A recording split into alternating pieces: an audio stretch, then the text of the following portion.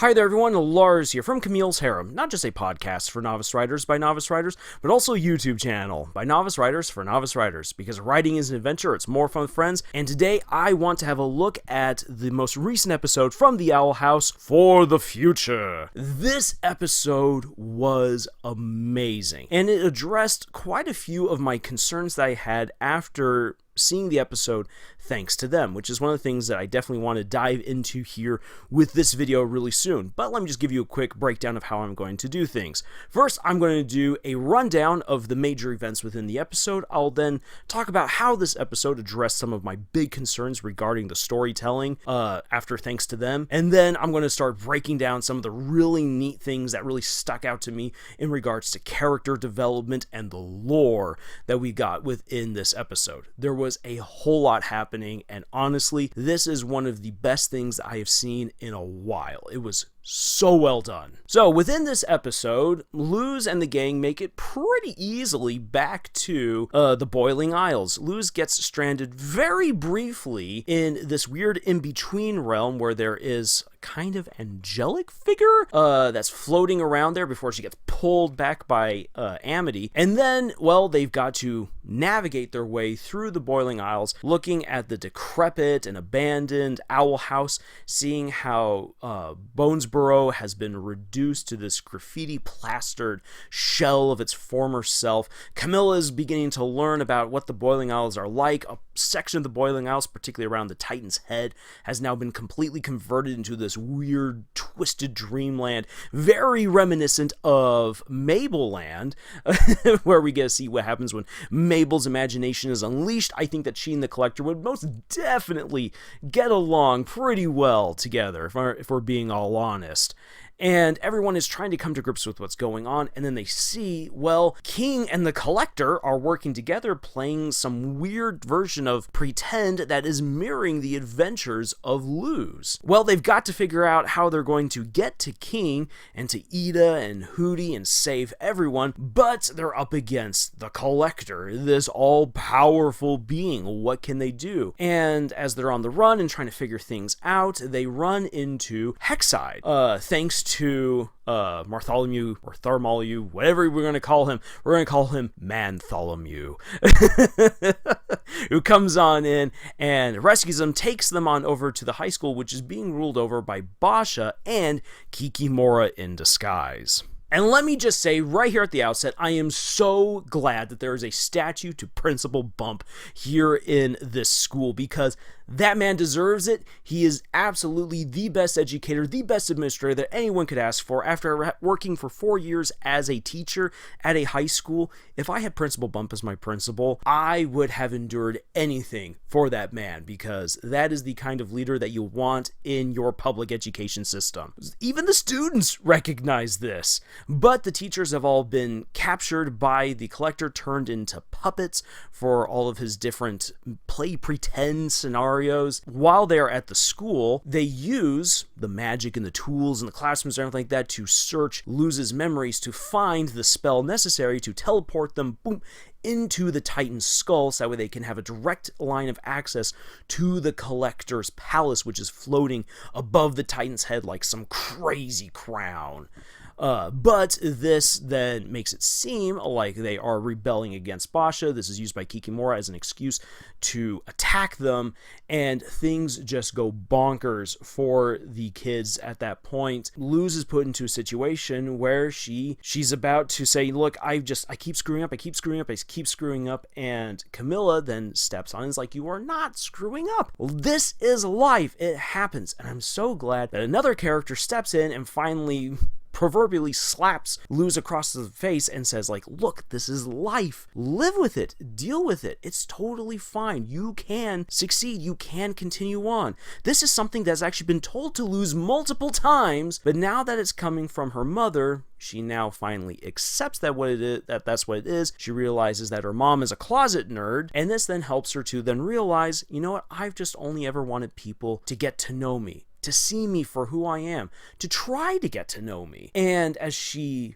expresses that, her talisman awakens, and we then get that cool snake shifter, and it's pretty sweet and everything. And I'm going to get to why this is both a good and a bad thing here in a moment. But there's a lot of revelations, power-ups for all of the teens, and boom, they're able to defeat Kikimura and use the teleportation spell to, boom, get them on over to the Titan Skull, where the Collector and a possessed Rain are watching all of this going down. Now, meanwhile, as all of this has been happening, King has been playing with Collector, has been trying to get to understand who the Collector is. And we learn that the Collector is part of a group, a family, or some sort of collective that went around collecting other worlds, and if those worlds refused to be collected, they would be destroyed. And they specifically came after the Boiling Isles because the Titans had powers that could destroy their own, and so they corrupted this world in an attempt to wipe out the Titans. So there's some really neat stuff coming down the pipeline for that. We're gonna see what comes next. But the Collector is convinced that he and King are the best of friends. Everything's working out well. Meanwhile, King is actually working to try to get help to Ida and to Lilith and to Hootie and save them from what the Collector has done to imprison them, so that way they can figure out how they can beat the Collector once and for all. And as far as King is concerned, the way to defeat the Collector is not with some great magical battle or anything, but to have an honest conversation and use this growing friendship that he has with him in order to help the Collector realize that what he's doing is wrong, and that you can have fun, you can play with others, but that there are consequences to your choices, and that what he's doing has actually been hurting lots of people, which, as we actually see from the book, that the Collector kind of put his own graffiti into as he wrote over it, no, we're not going to destroy the worlds that resist us. The Collector wants to make friends. He's not looking to innately destroy everything like the rest of his kind. However, this situation is taken advantage of by Belos, who is desperately searching for a body after everything that happened with the Day of Unity and the fact that the Collector basically destroyed his body. The shadow of Belos is barely hanging on, and we learn that he's been using bodies to try to sustain himself, but it's not working all too well. He had one more clone of Caleb, but it didn't work because that clone wasn't ready for possession. As such, he needs a body fast. He takes Rain's. This works because Rain is a powerful individual, Rain is a trusted individual, and plus Rain betrayed him. And so there's a lot of animosity there, but there's also a lot of opportunity and potential there for Belos if he takes over Rain's body. And that's what he does, and he uses this then to corrupt the Collector and to make him think that what's happening with King is actually an upcoming betrayal. And now that Luz is there as well, the Collector is certain that this betrayal is coming. He must step in and defeat everyone with one more wicked, cruel game. So, there's a lot going on in this episode. And really, this episode is a brilliant example in time management for your story. What you use, your economy of words, that there is so much you can do with so little. It's honestly amazing to see what Dana and her team have done. When she said that they've been working their heart outs to deliver the best story possible for the future, is that, oh my gosh, it's everything I could have ever have wanted for this episode. Now then, that brings me to one of my big gripes from the episode thanks to them, and that is character progression, especially character progression for Luz. I talked about how Luz has had so many problems. She is the punching bag of the Owl House. This episode really didn't do that to her, which I'm very happy to see. And it's great that Luz is finally learning these lessons that have been drilled into her for so long. She's finally grasping them. She has now developed a much better relationship with her mom thanks to their joint adventure through the Boiling Isles, and she finally comes to realize what it is that she really wants. And the thing that she really wants to just be understood is something that she doesn't even need to be on the Boiling Isles for. This is a universal lesson that Luz could have had anywhere. And as such, it actually makes it a very potent and powerful message for the story overall. For anyone out there who's felt misunderstood or not seen, Luz's experience, definitely plucks at our heartstrings. I know that for myself, I can identify with that. I wanted as a teenager to be understood, even though I was wacky and weird and nerdy, and in some cases, maybe not the most pleasant and best of persons to be around. I will freely admit that. But I wanted to be understood, and it wasn't until later on that there were some friends who were willing to reach out the hand and come to get to know who I was that I finally learned who I actually was by being understood. And that's one of the neat things about Luz, is that Luz is still developing as an individual. This particular scene is so great because this isn't the end point for Luz. This is actually just a beginning for her to become whoever she's going to be in the future. As people come to understand her, she's going to come to understand herself. She will continue to grow and to change, just as her palisman can constantly shift and become whatever it needs to be or whatever it wants to be. That is a beautiful lesson, both spoken and symbolically, right there on the screen. I loved it. That was the thing that Luz really needed to have. Now, despite my glowing praise for that, I also know that this is going to be a sidestep for a lot of problems that still need to be addressed. While Luz has reconciled things with her mother, remember, Luz also was lying to Amity. Amity has forgiven her, but Luz hasn't really necessarily come to terms with that yet. And also the fact that's been reiterated in this episode, Luz's father dying had a massive impact on her. And that's something that we would think, well, now that you've put so much emphasis on it, maybe we would get some sort of closure for that. We're not going to get any closure for that. I mean, obviously, Luz is going to help save the day and free Ida and King and Lilith and everyone else, and she's going to be a hero. So we know we're going to get that.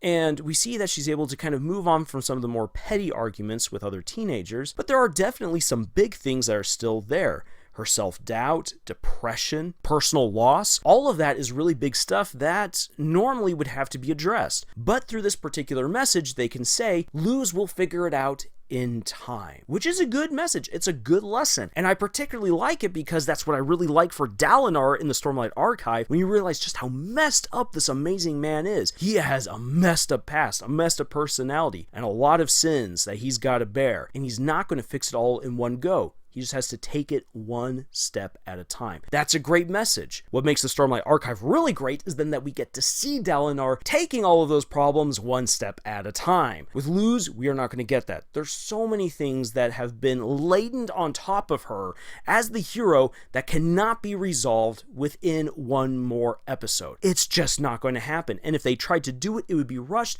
it would be cheapened, and it would suck. So instead, by doing it this way, they can have their cake and eat it too.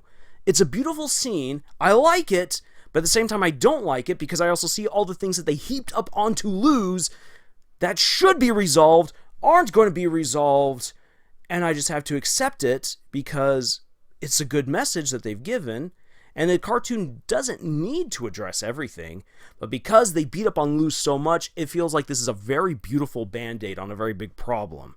So, I know other people are going to disagree with me about this. I've already had conversations with others about this, and we can agree to disagree. Me personally, I liked this scene, I liked this character development, it was done very well, but it is a beautiful bandage on a big problem that the show probably shouldn't have created for itself by turning Luz into a punching bag for seasons 2 and part of season 3. In any case, moving on from that, other great moments of progression. Well, I like that Willow finally is addressing her own issues and realizing, just kind of like with Luz, that not everything can be solved in one go, but by knowing that you have your friends at your back, how much you mean to them, that is something that Willow definitely needed to hear, and again to hear that you're not half a witch, Willow. You are an amazing person with some amazing powers, and we like you for who you are, warts and all. You don't need to be perfect to be loved. That is a brilliant message for Willow, and it's one that we finally get to see that empowers Willow to finally move on, and especially to have that moment where she calls out to Basha, I'm not through with you yet, but I've got other things to do, and I am not going to waste my time on pettiness. That is growth. Hunter in this episode, we got to see a lot of mourning for him. He is a character who's deeply in mourning with the loss of Flapjack. He has a lot that's going on. He wants revenge against Belos, but he's also trying to care for everyone. There is more character development for him to have, and I expect some big moments in the last episode for Hunter. But here in this episode, it's mostly him trying to work things through and getting a power-up. Power-ups are not character progression. It just goes to show, oh, he now has magic. Whoop-de-doo, that's awesome, but good character progression is when they finally get to stand up for something very important, like he kind of does with Willow, but again, that's just him reiterating a lesson that Willow should have already learned earlier on. But I think that the character who receives some of the best character progression in this episode, and indeed throughout the entire series, is King. I love this. The maniacal little devilish leader who wanted to conquer everything. And this isn't just him being a little kid and working some weird wacky spells with his stuffed animals. King is an individual who actually thought that his purpose in life was to grow bigger and one day conquer the Boiling Isles. And yet here, King is willing to put that violence and selfishness aside. He is sacrificing himself to help out other people. Everyone, not just the people he loves, but he's looking to help everyone. And on top of that, he is learning to connect with someone who should be his greatest enemy. Not just someone who's conquered the Boiling Isles, but someone who is cosmically, diametrically opposed to him, who is an ancestral enemy. King is looking to bridge all of those gaps and find a peaceful solution. And he is someone who has already given up so much and is willing to give up more. King is the hero of this story. I don't care what anyone else has got to say. King absolutely is. He is the hero that we need, and he is definitely the hero that we don't deserve. A hero. Not the hero we deserved, but the hero we needed. Nothing less than a knight. Shining. But now that I've talked about characters and character development so much and all that good stuff, let's get to some of the things that really stuck out to me. First of all, Bellows being a fantastic creep. I love when a character's hypocrisy comes to stare them in the face. I love how Bellows sees his brother, whom he murdered, just glaring at him with the dagger hanging over his head. And Bellows is like, I did this for your immortal soul. And he's like, just shut up. His brother isn't even saying anything to him, but that look says it all. And then when he sees the ghosts of all the other clones of his brother whom he murdered, and he just says to them, shut up, they aren't saying anything. Everything that he's saying to shut up to is what's in his own head. It's his own burning conscience telling him, you are the monster. And he looks the part. He is no longer a fair young man with a speech impediment and shy and awkward. No, he is fully the monster that he's always been, the murderer, the selfish bastard, totally on display, corroding from without and from within. And when he takes over one more clone just to show that, yeah, you know what, if he needed to, he would have gotten rid of Hunter because he had one more still to go. And that body just completely dissolves. It throws him into a rage, and so he goes to confront the Collector. And who does he take? I mean, he has his pick of the litter. He could take anyone. Who's he take? He takes Rain's body, because Rain is the character who continues to betray, or had continued to betray him again and again and again. This is his revenge against Rain, against Ida, by possessing someone so important, so precious, and so good, and using that individual then to corrupt the situation, to either kill the Collector or now to position the Collector against the heroes. This episode, when it comes to Bellows, is great because it just shows us how far Bellows is willing to go for his own selfish purposes. I mean, what does he really have to gain out of this? He's been to the human world. There's no great reception waiting for a monster like him. This is pure pettiness and anger being taken out on innocent people. That is the man that Bellows is, and I love seeing it. And funny thing is this, is that I recently rewatched and listened to some of my previous theories on Bellows. Turns out pretty much all of it was wrong, and you know what? I'm totally fine with that, because what has been delivered to us right here is excellent. It's great. It's a great portrayal of a great villain, and sometimes the big villain doesn't need to be overpowered. They just need to be cunning and devilish, like what we get here with Bellows.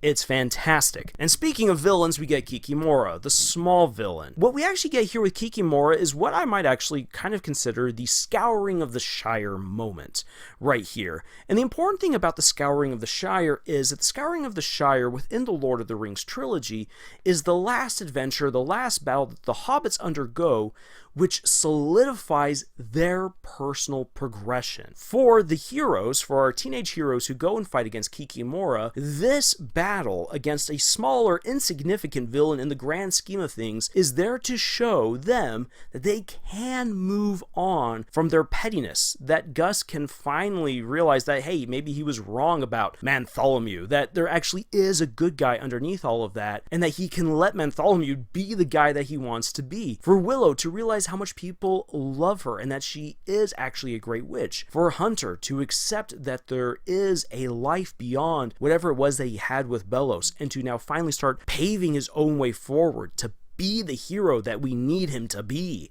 And for Amity to realize that whoever she had been back in season 1, she's no longer that person, and she's fine with it. And for Luz to have that revelation that she's only ever wanted to be understood, and that helps her to unlock her talisman. All of these things are facilitated by the smaller battle with Kikimura, who is honestly an inconsequential villain. She's a little gremlin. Now, I will say this, as far as someone who has been writing my own stories and some pretty big, massive fantasies, I really like using this particular setup where you introduce a far more minor villain who, in the grand scheme of things, could be steamrolled by the other villains of the story because they are way more powerful, way more intelligent, have way more resources, but this smaller villain just has a way of sticking around and sticking it to the heroes and just being a stumbling block again and again and again. And so the heroes have to figure out something either about the world or about themselves or about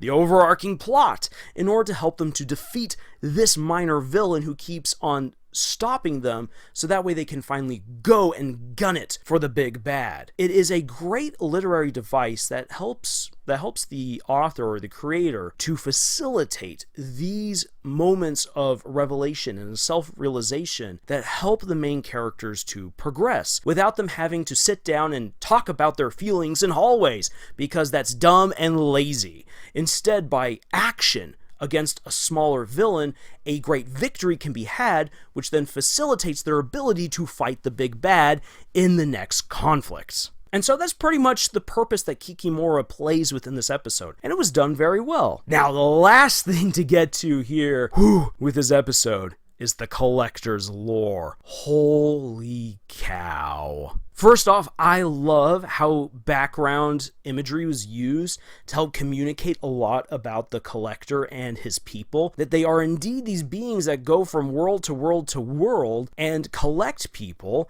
and we get like this really neat thing in the background where the planets have aligned with the stars, everything being put into order. They are beings of order. Really, that sets the Collector apart. He is a being of chaos, despite actually being more a being of order and of preservation, which is a really neat thing to see. He is someone who sticks out. We see him as the little guy in the background in a lot of these paintings, as you see the much older collectors doing their magic, waging their war against the Titans and all of this stuff. And there might even be something that we haven't yet learned from the Collector himself. There's one painting that shows the young Collector being surrounded by younger Titans, and we don't really know the story there. It might not even be developed, but it hints at the possibility of King and the Collector reconciling and being able to find a better future, which the other Collectors and the older Titans rejected, leading to the great cataclysmic war that wiped them all out. It could even be that the Collector imprisoned the rest of his own people, or who really knows what.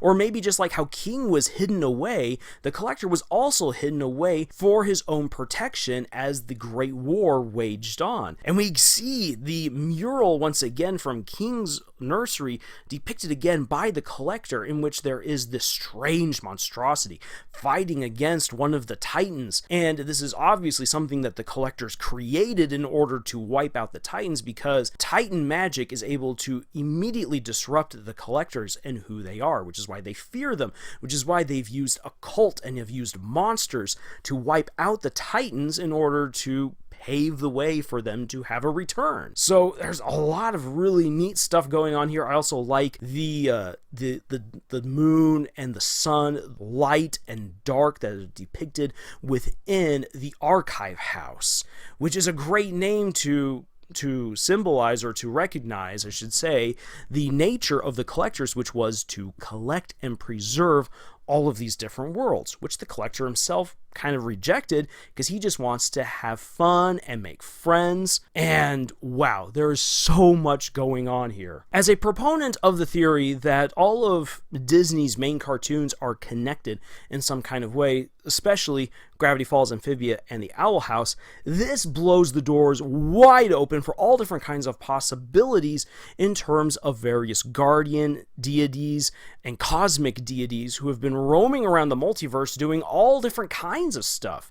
In fact, actually, if you think about it right here, if there's a character like Bill who's going around destroying all different kinds of dimensions, wouldn't it then make sense that a bunch of deities would get together and then preserve everything so that way a chaotic being like Bill couldn't disrupt things? And in the midst of that journey, things kind of went wrong, and now they're fighting against other worlds. We can actually kind of see something similar to that with the three-stone deity granting powers to mortals in the hopes of finding someone who would be worthy of taking up the guardianship and then leading them to the Newts, creating a galactic empire and conquering other worlds. And suffice it to say, there is a whole lot going on here, and I actually don't think we're going to get all of the answers. Like, what is this weird in-between dimension?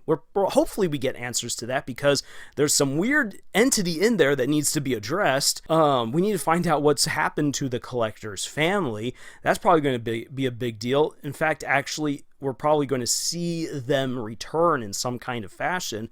And I would also postulate this, that I don't think that the murals of the Titan fighting against the big demonic beast is a one and done thing. I think that it's also, because it's been shown to us now a couple of times, that it's something that might even happen in the near future, where, again, as I said, King is the hero that we need and not the one that we deserve. What if King is going to be the one who actually then has to stand up to this great monstrosity that the collector creates in his final game to just wipe the slate clean because he's so angry at the apparent betrayal of King and everyone else? And especially when we think about it, what the monster looks like is very similar to what Bellows himself looks like in his monstrous form. So connections are being made. I think it'd be really cool to see this kind of a battle go down. How will it turn out, or how exactly do we get King from small little cute guy to big monstrosity fighting against Bellows? I don't know. It might not even happen, but by golly, if it does, yes! But as I said, this episode has so much going on in it. It is a great penultimate episode. And when we say penultimate, what that means is that it's right before the ending. It's not the ultimate episode. It's only setting things up. But what a penultimate episode is supposed to do is it's supposed to make sure that all loose threads that need to be tied up in order to make the finale work have been tied up. And when we think about so much of what's happened, yes, there are still plenty of questions and loose threads fluttering out there in the wind for the Owl House, but a lot of those loose threads and questions all have to do with the collector, Bellows, and Luz, and how all of that's going to come together. Pretty much everything else has already been answered or has been set up to be resolved in the finale. So as a penultimate episode, For the Future did everything right. And there's been fodder enough for the next couple of months for fans to completely pick over and to just be wowed about, because there's so much still to be discovered and analyzed within this episode. But as for this particular video, it's gone on long enough. There's so much more to talk about, so much more to do in terms of the Owl House. If you want to show your support for the Owl House, make sure that you're sharing videos like this out on all different kinds of social media. Get the word out there. Also, if you like the idea of the Connected Cartoon Universe, then please share out that idea as well. We have the hashtag Connected Cartoon Universe going on over at Twitter, and you can also find it on other social media sites as well. Please help us to spread the idea of giving all three shows, Gravity Falls, Amphibia, and the Owl House, a proper send-off with a great crossover special, like what Matt Brawley has already proposed, because that would be awesome. It would be a great way to give the Owl House one more go at life, because there's only one more episode to go. Disney gave the show the axe, but there's a chance that it might come back for one more romp, and that would be amazing. So share your support for the Owl House, and we might be able to make that happen as fans of this incredible show. But if you are novice authors looking for more writing advice or insights, please check out our podcast, Camille's Harem, found on Podbean, iTunes, Google Play, Spotify, the works. We have writing exercises for you to check out over at our Pinterest page, and we would love for you to join our ever-growing community of novice authors. If you liked what we had here in this video, then please like, comment, subscribe if you haven't done so already, but even more so than that, if you would like to support us, please check out our books in the description below. You can purchase those, and that would honestly go a long way in helping us out here in the things that we do. But otherwise, thank you so much for joining us on this adventure that we call writing, and until the next video, y'all, tschüss.